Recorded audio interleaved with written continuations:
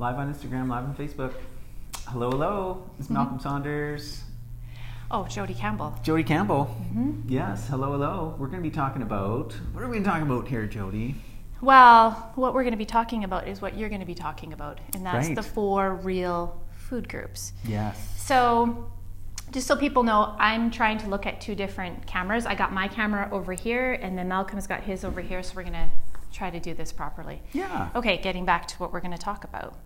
So I'm actually putting you on the spot today. All You right. have a history of inviting people and going, you know what, we should do an Instagram live together. Right. And then the pressure's all on the person that you've invited. Exactly. I just sit back. So what do you think? And then you just go for it. You know what, we're not doing that today. So when you invited me, I responded back. I said, yeah, I'll come.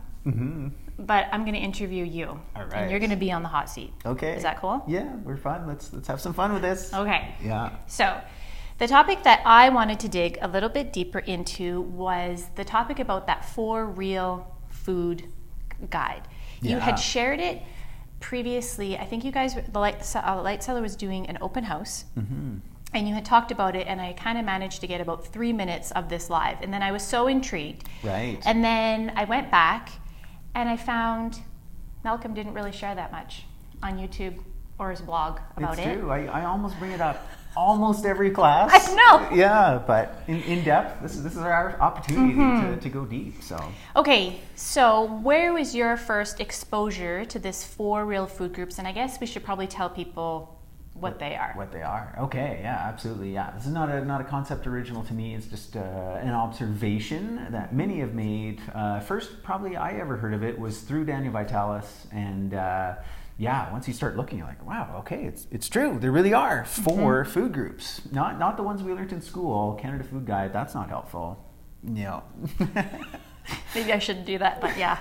No, it's true, right? So if we look at every single culture around the world throughout time actually consumes foods from these 4 food groups. It's what humans eat. And I'm still waiting, and I put out the challenge, not in an egotistical way of like, oh, the challenge, who can defy these 4 food groups? No, like literally, like if you can think of anything else, like am I missing anything? Like, you know, are there foods outside of these 4 food groups?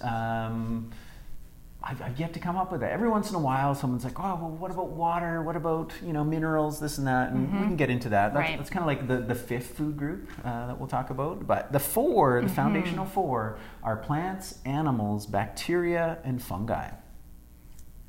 It is life-changing if you Isn't it? follow those 4 food groups. Yeah, absolutely. It truly is. Yeah, those are my 4 food groups now. Yeah. Yeah, no, absolutely. And I mean, of course, nature's not in boxes in that sense. Some foods that we consume are actually a combination between different kingdoms. So bacteria and fungi, something like a SCOBY, a symbiotic culture of bacteria and yeast, like a kombucha SCOBY. Right. That's both bacteria and fungi. Or a lichen is a combination between a plant and a fungi, or an algae rather, which would be in the plant kingdom. So. Okay. So what are our 4? Did we? Yeah, plants, animals, bacteria, and fungi. Yeah, and what I love about this kind of this framework is it won't tell you what to eat, how much to eat, or when to eat. Yeah, it really becomes this intuitive journey, intuitive nutrition. You and I were both deeply immersed in the realm of nutrition, right? Which can get really like myopic and nerdy and heady and yeah.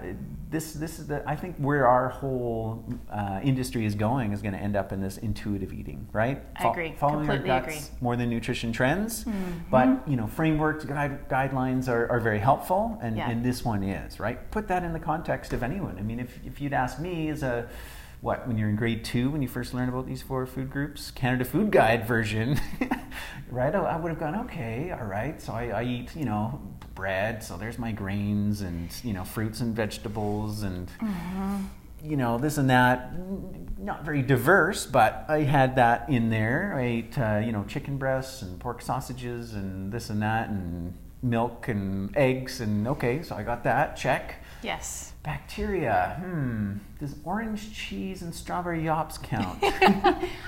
For many people, it does. That's their starting point. But one thing, I don't know if you want to draw that comparison, sometimes people feel there's that deprivation. If maybe they've developed that they have a food sensitivity or an allergy to dairy or to grains, and then they look at the Canadian food guide and go, I've eliminated half of the food groups. Right. Where they get stuck on this little graph. Yeah. Whereas if you kind of go back to these 4 real food groups, you realize there's a whole other world of food out there that your body needs to be exposed to in order to stay healthy and to stay really vibrant. So if you have an allergy to, some certain foods, maybe it's time to rethink at how you actually look about how you're going to create your meals and what you're going to put into the body as an option. So that's why I really, really like this four food group one. Yeah, absolutely. I mean, each kingdom has such a massive diversity, and like you say, our kind of conventional diet, industrial foods with bacterial, that would be any fermented food, right? Okay. And in this case, with the bacteria-rich foods, you're going to consume living bacteria. You want to consume living bacteria, so that would be, raw, live cultured, unpasteurized sauerkraut, as an example, or lacto-fermented pickles, this kind of thing, and could be things like tempeh, right? And so the difference between those two, different types of bacteria, but the sauerkraut and the pickles are a live culture. Things like kefir, yogurt, you're getting that live culture in to become part of your microbiome, to help digest other foods that are in transit through your body at the meal, that kind of a thing. Right. Yeah. And then some ferments, bacteria foods, you're going to actually consume cooked, in the case of tempeh, or in the case of sourdough bread. Right? So not everything you're going to consume from the bacterial kingdom is live, and that's okay. Because it's done its job, its role in terms of helping you digest those other foods, other plant foods, other animal foods. Right. You mentioned the case of dairy. How many people do you know, right, that have a dairy sensitivity or an outright dairy allergy? And a lot of people who have that, I'm not suggesting in any way that people need to eat dairy or should eat dairy, but very oftentimes if they kind of consume fermented dairy, it's a totally different experience, right? Yeah, be it yogurt or be it cheese. Oh, I can't drink milk, but I love cheese, works for me, right? Yeah. Like, there's that kind of, because the bacteria have pre-digested it, made it that much more available for our body. And it also speaks to that the foods that we're consuming, if you were to follow the Canadian Food Guide, aren't really in the form or the state that they were when that guide first originally had come out. They're completely different. So you can't compare, you compare the category, but you can't compare the quality of those foods as to what you're consuming now. So that's a difference. No, for sure. My other question for you is, so when we talk about the fungi piece of it, people are like, are you serious? Right? Mushrooms? What? Yeah, mushrooms. So one common one that I've even got my kids hooked on is making an elixir. That's a whole other topic that Malcolm is very proficient in. Is adding actually in that form kind of these ground up, kind of the dried versions of these mushrooms into a hot chocolate with the chocolate. Yeah. Like, come on. It tastes amazing. And you have just completely elevated and upgraded that whole experience with it tasting good. So what are some other things that you could do from a fungi point of view? Yeah, absolutely. And let's kind of get our bearings around the fungi kingdom, right? So we're talking all the way from single-cell yeast to these kind of what are called the large noble polypores, things like reishi mushroom, which you're talking about with the medicinal mushrooms, and everything in between. Because most people, they think either white button mushrooms or magic mushrooms, right? Like that's the first two, like that you I can say I've only experienced one of them. And we won't ask which one. Malcolm. Yeah. Everybody would know which one. It would be the white button. Are you serious? You've never tried white button mushrooms? Every day. Yeah, it's my go-to for the weekend. Yeah. So, and the other thing we don't realize is that humans have been utilizing the fungi kingdom both as food and medicine for long time. Right. There's a famous case of this man, Otzi the Iceman, who's one of the most well-preserved human specimens. That he was basically like frozen in ice and uncovered, and we've been able to study exactly, what he had on him. And he had very limited possessions, not like us in our modern day and our like backpacks full of stuff and our cars and this and that. Like, right. He was on the move, right? Hunter-gatherer. He had 3 different species of mushrooms on his person when he died. Right? Really? Like that's how important fungi are to us. And another perspective is, most pharmaceuticals actually have their roots in the fungi kingdom as well.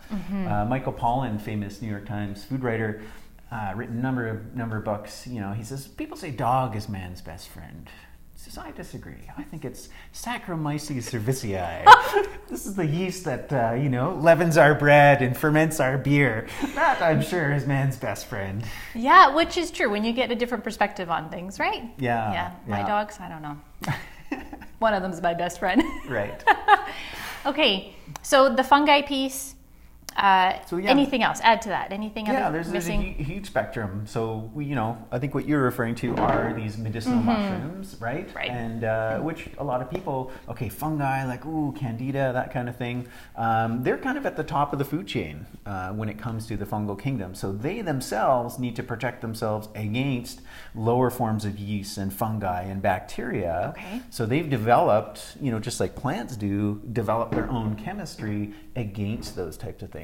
So by consuming them, that's partly how they work, is they have antiviral, antifungal, antibacterial compounds, within their own makeup, but also they have long chain sugars that help feed the immune system. This term, the polysaccharides, like beta-glucans. Yeah.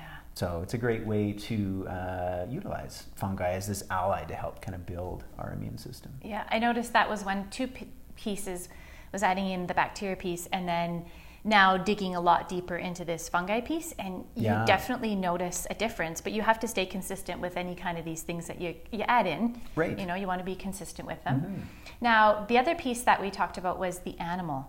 Right. Yeah. Let's dive a little bit deeper into that, because I'm going to put this out there. A lot of people think that becoming a vegan is the ultimate pinnacle of health. Like, people strive for it because it has to be so difficult to attain. It must be the right thing. Yeah. I was there. I was vegetarian almost 15 years, and within that span of time, I was a vegan. I was a raw vegan for several years, and I was hardcore, like super hardcore.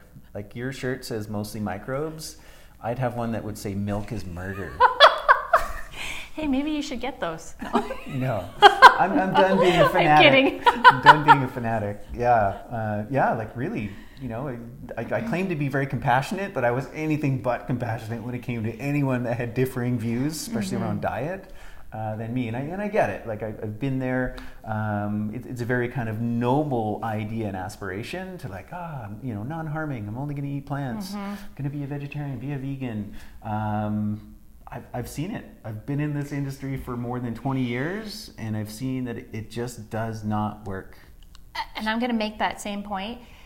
I haven't personally met somebody who has been on a vegan path. I've seen people who've done it for a short period of time. Just because they needed a healing window, and it did a lot of good. But I have never actually personally met in person somebody who's done it for a long period of time that doesn't have a whole host of underlying issues, which is unfortunate. But it's not the pinnacle. So you got to eat to what feels good for you, and it both goes back to that intuitive eating.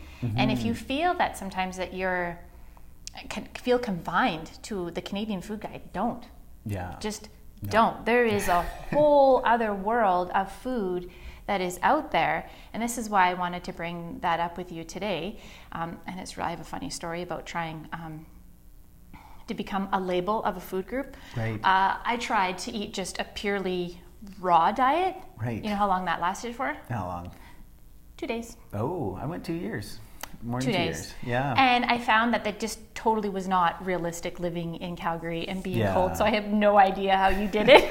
Well, I lived in Arizona. I couldn't even do it for 2 days. A year and a half of that. 2 years. Yeah. Yeah, I think that's the most I've ever experimented with actually being that precise in following something. Yeah. And I just didn't like it. And I think we should clarify. I mean, I think, diets have their place. They do. As you mentioned, right? If someone's going through kind of a healing journey, or if you're totally, completely lost, like, what do I do?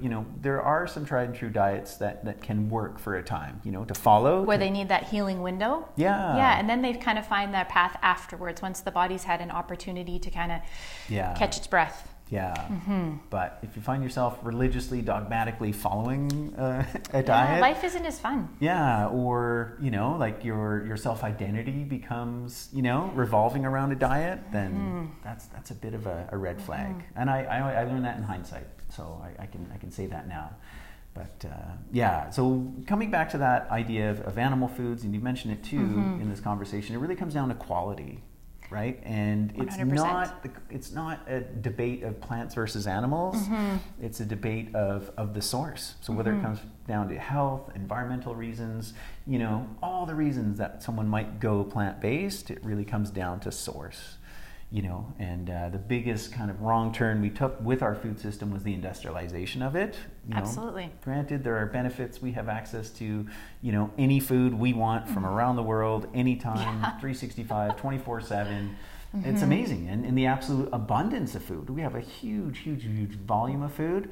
Unfortunately, a lot of it's very poor quality, both animal food and plant food. And so it's about shifting that. And, there's this whole relocalization of our food system. Yeah. I know one thing that I had took when I watched that one live that you were doing during the open house about this particular topic of those 4 specific kind of food groups. And I've done this with clients before in the office. And we've just taken a sheet of paper and actually kind of put them there. Right. And I said, so what from your diet currently could we put onto these, kind of in these groups, just to kind of get you a feel as to where they would fall in. And we really found that some of these other bacterial pieces and the fungi pieces, they didn't have anything to add. Right. Into those kind of squares. But it really kind of showed, it kind of flipped the perception of, oh, now there's all this deprivation and I can't eat this and I shouldn't be doing that, where you really change that conversation and go, look, now look what you actually get to go and discover and experiment and to add in, then the whole mood, everything changes because now it becomes food is exciting. Food is now going to start working for me instead of against me. And it's a journey of exploration. Okay, within the bacterial kingdom, there are literally thousands of options. Right? Just start picking 1 or 2 and try and get them in a week. You know? It's not like we need to eat these things, everything every day. I mean, you might disagree. Like bacteria, it's pretty foundational. Try and get that in every day, right? Yeah, that's one thing I do every day. Yeah. But if someone's just starting, okay, within a week, and that's exactly just have this frame of reference of okay, did I eat, any form of fungi or mushrooms this week or bacteria? Yeah, and it's really just kind of being more exposed, and the light cellar will definitely expose you to all that whole fungi and that bacteria piece that's for one of the sure. reasons why I started Light Cellar, honestly, was going into the average health grocery store, even health food store, the selection, the quality just wasn't there. Knowing what our traditional diets have existed, and the diversity and the quality that they've had. Right. It's just not there. So. Yeah. So even for the Light Cellar, people who have never maybe even come here, if you don't live here in the city of Calgary, I know you can order a few things online. I know the selection is a bit limited, but if you've ever come into the store and maybe you're watching this video and you kind of go, oh my goodness, I'm coming to the Light Cellar for bacteria and fungi. I can tell you people will know exactly what you're talking about. Right, yeah. And they will take you to all the different places in the store as to where you would find and where to try. It's a really knowledgeable group of people that you have here that can help people navigate it. I know when you first, I got to tell this story, when you first opened the Light Cellar, it was in the old location, and before you even renovated. So I think I'm going back 10 years. Yeah, 9 years, yeah. And somebody said, you got to go check out this store. So I'm I'm totally excited. I go check out this store, and there's some shelves, and I did not recognize one single thing on any of the shelves except for something that was dried. Right. It was a dried fruit that I knew. Right, yeah. And I felt a little overwhelmed because I didn't really know what was offered or the value. Right. And then there was this little table with this cloth over it. I'm like, wow, this is professional. What are these guys doing here? And then slowly but surely started reading some books, watching things, and then realized, oh my goodness, I have been missing out. And it was really having that experience and being exposed to these different things that I realized I actually needed to add more in to my diet to start to feel good and better and more energized. So I am totally thankful to the Light Cellar, and then how you guys have expanded your selection of everything. It is really tremendous. It is really a unique place to be able to come and learn and experience. So I just got to put that plug in there. And no, I'm not paid by the light seller. I need to clarify that because I share so many things on social media. Somebody asked me that, are you a paid? Right. No, Malcolm. Paid ambassador? No. Malcolm doesn't pay me anything. I just really like the products and coming here. Oh, and I well, really like Malcolm too. Yeah, well, thanks. And it's interesting you mentioned that because we sure do represent, fungi, bacteria. The one we probably don't represent enough is the animal kingdom. We have a couple of items. So you say goats are on the way, maybe in the back there, like a little petting zoo? Like we have ghee, we've got some colostrum, we've got some whey, we have cod liver oil.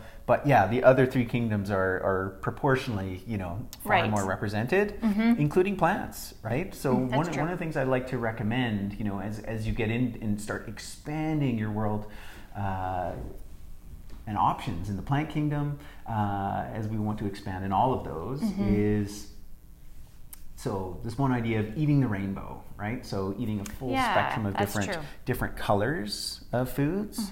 And then the other one is to actually get into the world of herbs.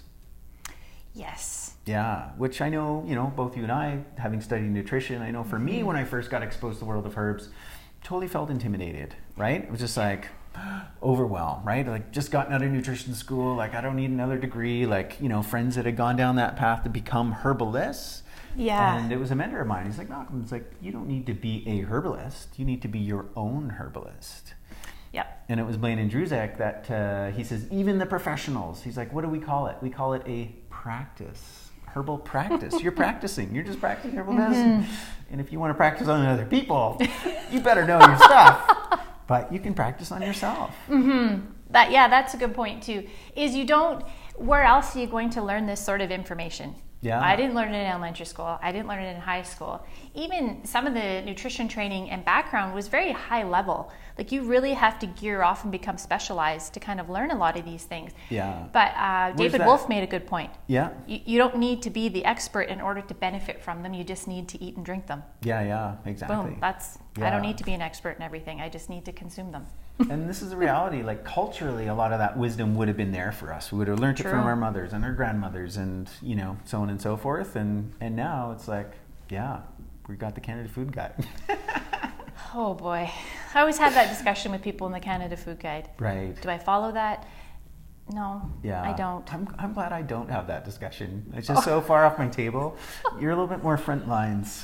Yeah, and that's exactly it. But this is why I really wanted to have this discussion, and hopefully this video will be somewhere to refer people to it. That it goes beyond that Canadian Food Guide, and it really does go beyond.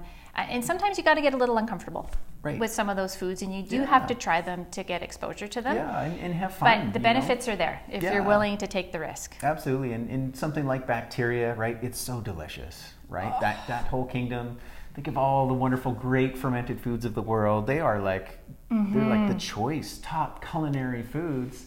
Sometimes an acquired taste, like natto was definitely an acquired taste for me, but I was committed. I knew enough about the nutritional benefits. Like, okay, I'm going to do this. I'm going to love this stuff. And then all of a sudden, it must have took like 10 or 12 times. I don't know, like more than just thinking about it. Like actually, like open the jar, like smell it. Like okay, try a bite. Like it was like the 12th time. It was like there was a light bulb switch that went, oh my gosh, I love this, and I couldn't stop thinking about it.